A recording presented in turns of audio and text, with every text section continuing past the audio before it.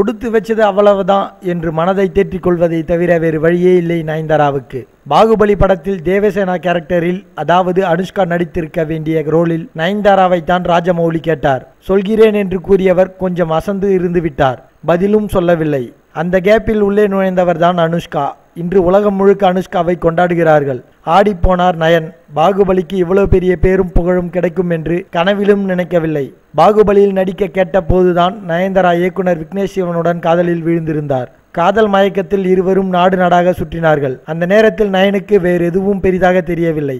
விக்னேஷ் சிவனும் நயனை சரியாக கைட் பண்ணவில்லை. இதனால் பாகுபலி போன்ற ஒரு பிரம்மாண்ட பட வாய்ப்பை கோட்டை விட்டு விட்டார் நயன். இப்பொழுது அந்த கோபம் காதலர் மீது திரும்பி இருக்கலாம் என்கிறார்கள் கோடம்பாக்கத்தினர். காரணம், முன்பு போல இருவருக்கும் அவ்வளவு நெருக்கம் இல்லை என்பதுதான். நயனை போலவே ராஜமாதா கேரக்டரில் நடிக்க இருந்த ஸ்ரீதேவியும் கோட்டை விட்டார். இப்போது புலம்பிக் கொண்டிருக்கிறார் ஸ்ரீதேவி.